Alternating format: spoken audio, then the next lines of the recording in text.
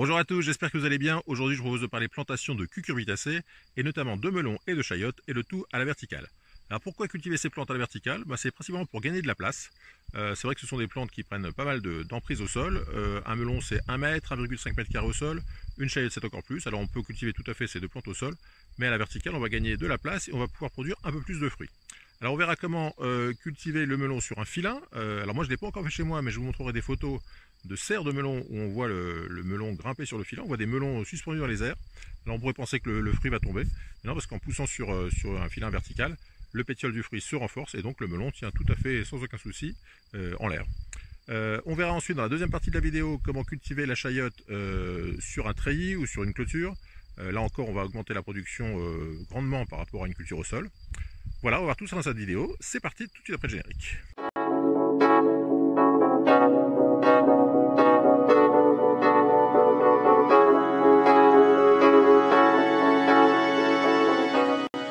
Alors si vous n'avez jamais vu un champ de melon, voilà à quoi ça peut ressembler. Ce sont des grands rangs espacés d'environ 1,50 m. En général, on cultive ça sur des bâches noires pour garder la chaleur et garder l'humidité.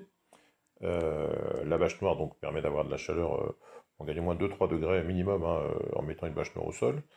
En général, les tuyaux d'irrigation sont placés sous la bâche et vont alimenter directement la plante. Et la bâche permet de limiter l'évaporation. Donc ça a deux avantages, garder la chaleur et garder l'humidité. Donc ça c'est la culture classique en champ. Ce dont on va parler aujourd'hui, c'est plutôt la culture verticale, donc comme le nom de la vidéo l'indique. Donc là on voit que c'est fait principalement en serre, pour des problèmes de vent, parce que c'est vrai qu'à l'extérieur le problème ça va être le vent. Et on voit que les plants de melon sont accrochés à des filins qui vont permettre de soutenir la plante, qui sont accrochés en haut sur les tuyaux, sur les supports de la serre. Et donc la plante va grimper le long du filin, enfin on va l'aider, on va la placer au fur et à mesure qu'elle grimpe. Il y a aussi des vrilles qui vont pouvoir permettre de solidifier la tâche. Et on voit que les melons tiennent bien, malgré la gravité, ils résistent, le pétiole se renforce.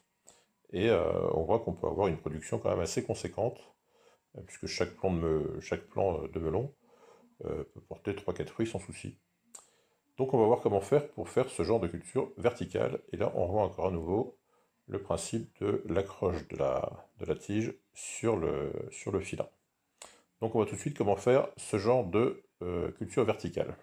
Pour planter deux plants de melon sur un peu moins d'1 m², voilà comment je procède. Donc je choisis la zone qui m'intéresse, je plante un piquet. Donc là le piquet c'est un bambou que j'ai récupéré chez une amie qui a plein de bambous. Ensuite je vais aller décaisser toute la zone. Alors c'est un peu moins d'1 m² parce qu'en fait c'est une largeur de râteau qui fait 40 cm de chaque côté, donc ça fait 80 cm². Donc je vais aller décaisser tout autour, d'abord avec une tarière. Oui, je vais vous montrer la tarière. La tarière c'est un petit engin en spirale comme ça. Ouais, je vais le mettre au soleil. Un petit engin qui vous permet de faire un trou, et donc en faisant ce trou vous allez pouvoir planter votre piquet sans aucun souci. Alors il faut le planter assez profond parce que le piquet va devoir supporter 3-4 melons de chaque côté, donc au moins 6-7 kg. Donc il faut qu'il soit planté assez profond pour pas basculer quand il y aura un coup de vent. Donc avec la tarière on fait un trou, on plante le piquet et puis on va les décaisser sur 80 cm autour. Alors pour gagner un peu de temps, j'ai avancé ici. Alors moi évidemment je fais ça sur mon sol parce qu'il est très mauvais. Si vous avez un très bon sol vous n'avez pas besoin de faire ça. Donc je décaisse de la hauteur d'une bêche, oui, à peu près. Et en dessous, une fois que j'ai décaissé, je fais ce qu'on appelle le double travail du sol. Hein. J'ai oublié le nom en anglais, il y a un nom. Pour ameublir en dessous de là où je vais mettre la terre. Donc vous voyez, on a finalement 40 cm de sol bien meuble.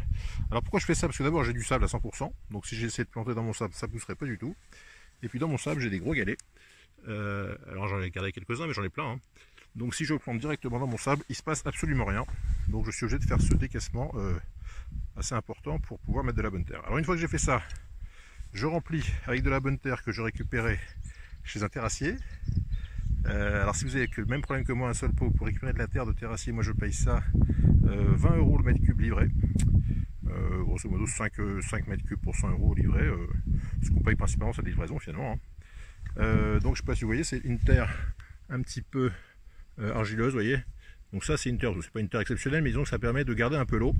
Et c'est le problème avec le sable, c'est que ça garde pas l'eau. Donc je comble mon trou avec cette bonne terre. Une fois que j'ai fait ça, je mets une bonne dose de fumier bien mûr, puisque l'argile c'était pour garder l'eau, le fumier c'est pour donner des nutriments, hein, pour donner de l'azote, du phosphore, de la potasse, enfin tout ça. Donc je mets une bonne couche de fumier sur la surface, et puis après je récupère ma bêche, et puis après on va les mélanger. Hein. Je peux pas le faire, j'ai qu'une main, mais après on mélange pour mélanger l'argile qui est en dessous, enfin la terre limono-argileuse qui est en dessous, avec le fumier. Donc là on commence à avoir un sol qui est pas mal. Donc au niveau de la zone de culture, finalement ça fait un gros pot, hein, ça fait un pot de 80 cm de largeur. Je récupère mon râteau. Vous voyez, il y a 40 cm de chaque côté. Donc 40 cm là, 40 cm là, ça fait 80 cm. Donc sur toute cette zone qui est là, j'ai une bonne terre qui va garder l'eau et qui va garder les nutriments. Donc là j'ai de quoi faire du cucurbitacé, hein, puisqu'il faut rappeler que les cucurbitacées ce sont des plantes très gourmandes qui ont besoin d'eau et de nutriments à profusion. Et une fois que j'ai fait ça, je peux planter mes melons. Alors voilà, là j'en ai planté déjà 2 plants. Donc vous voyez, on plante un plant de chaque côté. Et puis donc la technique de culture à la verticale, c'est que simplement, vous voyez, j'ai accroché des petits fils qui servent à enrouler les bottes de foin que vous pouvez récupérer si vous avez des éleveurs de vaches dans votre secteur. Pour récupérer ça parce qu'ils les jettent. Donc j'ai attaché 2 filins comme ça autour de ce piquet. Et bon là je peux pas encore le faire parce que ils sont pas encore assez grands, mais dès que les plants vont être assez longs, vont se développer, plutôt que de les laisser, parce que normalement le melon ça pousse à plat, ça prend environ 1 mètre carré tout autour ici. C'est pour ça qu'on va mettre qu'un plant au mètre carré, parce que ça c'est des lianes qui vont se développer autour du plant. Là ce qu'on va faire, c'est qu'on va conserver deux plants, deux tiges finalement. Vous savez que les melons, alors certaines variétés se taillent à 2 feuilles. Alors pour parler vite fait de la taille du melon, une fois qu'on a 5 feuilles, vous voyez ici j'ai 2 étages de feuilles, il y a le troisième qui arrive là, donc je vais avoir 4, 5. Une fois que j'aurai mes 5 feuilles, on taille à 2 feuilles au-dessus de la deuxième feuille, c'est-à-dire ici, et puis on va avoir des branches latérales qui vont se développer. Mais enfin c'est pas obligatoire pour toutes les variétés, donc ça on verra si on le fait ou pas. En tout cas, quand je vais avoir ma tige qui va se développer, je vais la faire passer à l'intérieur de ce fil. Je vais commencer à le faire sur un autre qui est là. Voilà. Donc c'est un peu comme les tomates finalement. Vous avez un fil qui est là, et puis vous allez passer la liane, l'enrober autour du fil au fur et à mesure qu'elle pousse.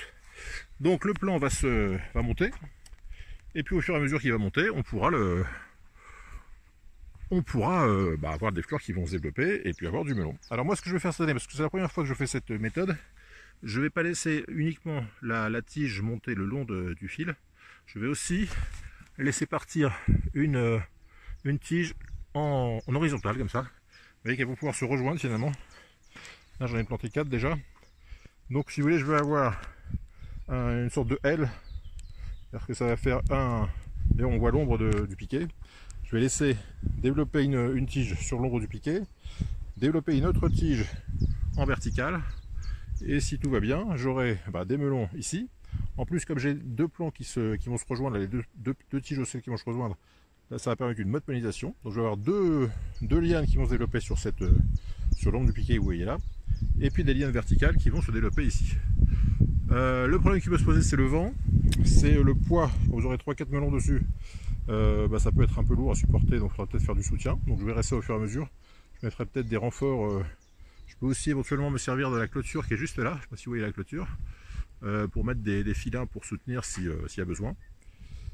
En tout cas voilà, c'est tout simple en fait, hein. Simplement au lieu de garder toutes les tiges, laisser les tiges se développer au sol et avoir un gros, parce que c'est pas très joli le melon, ça fait un gros paquet de tiges qui sont en rond. Là on joue sur la verticalité, et donc on va avoir sur un piquet les deux plants qui sont là vont monter et vont aller faire 3-4 melons chacun sur la tige. Donc si tout va bien, je devrais avoir du melon sur ces plants. Donc on va suivre ça. Moi c'est une technique que j'ai pas encore faite, hein. Je la teste cette année. Donc on verra comment ça se passe au fur et à mesure de la saison. Là on est quoi? On est le 4 mai. J'ai pas de température trop basse annoncée dans les jours qui viennent, donc c'est pour ça que j'ai planté un peu plus tôt que les 5 glaces. Et donc on se retrouvera tout au long de la saison dans différentes vidéos pour voir comment ces semis de melons évoluent. Alors au niveau des melons, les limaces adorent les feuilles de melon. Donc moi j'utilise les granulés de phosphate ferrique, hein, c'est autorisé en bio, c'est du fer et du phosphore, donc a priori rien de chimique comme on dit, et ça permet d'éviter que, parce que c'est des plants qu'on a soignés pour qu'ils montent, si c'est pour arriver un matin et les voir entièrement bouffés par les limaces, c'est pas très drôle. Donc le ferramol comme on dit, c'est quand même efficace. En tout cas, voilà, je vous invite pas à le faire, si vous n'avez pas envie de le faire, ne le faites pas. Mais en tout cas, moi je le fais et j'en suis bien content parce que ça évite d'avoir trop de limaces et trop de feuilles mangées. Voilà, donc ici je vais faire une bonne douzaine de piquets, dans 10 piquets, c'est-à-dire 20 plants de melons. Alors ces plants de melons là, ce sont des F2, c'est des graines de melon que j'ai récupérées dans un bon melon l'année dernière, donc je voulais voir il va y avoir 8 plants, ouais, 8 plants, ce que ça donne, voir en cultivant 8 pieds, quelle est la proportion de plants qui donnent des bons melons ou pas. Donc ça sera aussi une expérience pour cette année. Et puis derrière, je mettrai des charentais classiques où je suis sûr d'avoir des bons fruits bien sucrés. Alors dans la sériculture à la verticale après le melon, voilà la chayotte. Alors la chayotte, vous savez qu'on a cultivé, enfin on a fait démarrer cet hiver à l'intérieur.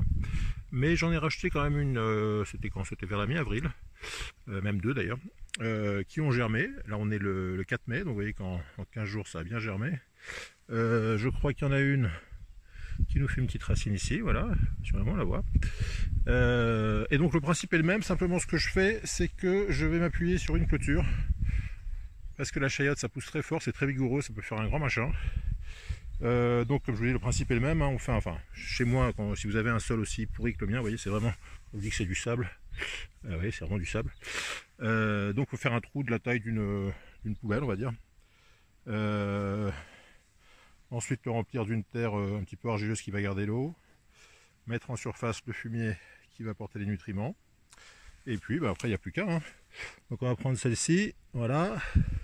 Donc à côté j'ai fait un autre trou qui est déjà prêt, j'ai préparé ici, donc on enterre la chayotte, la Christophine à moitié. Ensuite on recouvre ici comme ça, on garde un petit peu du fruit dehors, hein. Voilà.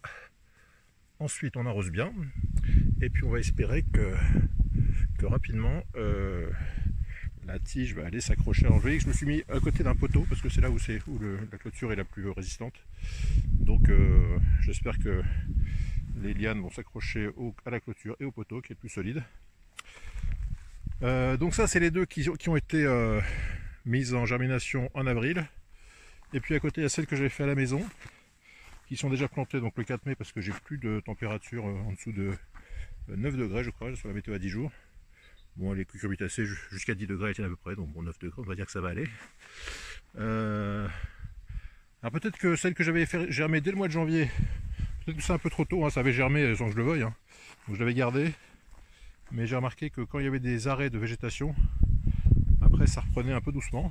Donc je vais justement comparer la différence, on va voir la différence entre celles qui ont germé à l'intérieur, qui ont déjà quelques tubercules en dessous, hein, et puis celles qu'on a mis à germer en avril, pour voir comment ça va se passer. Donc si vous avez fait germer des chayottes chez vous en février, mars, avril, bah, vous les plantez dans une bonne terre. Ce qui est très important c'est le support. Donc là vous voyez j'en ai mis 6 tous les 2,50 m.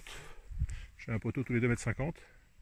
Et puis on va espérer que, en plus l'intérêt d'en mettre des nouvelles d'avril, c'est qu'on peut avoir une génétique un peu différente. Et en termes de pollinisation ça peut être intéressant. Donc là je vous les montre 4 mai pour voir comment ça va évoluer pendant la saison. Oh, important, une chose que j'ai oublié de vous dire sur le melon, quand vous avez terminé votre trou, il faut toujours mettre du fumier, enfin quelque chose de noir, du compost, du fumier en surface. Alors ça sur la vidéo on le voit clair, mais en fait c'est marron, hein, c'est foncé. Parce que quand c'est foncé en surface, bah, vous avez plus de chaleur. Et les cucurbitacées sont sensibles à la chaleur, donc la chaleur du sol. Donc pensez à mettre du compost ou du fumier bien noir en surface pour faire chauffer le sol. Voilà donc l'état des plantations.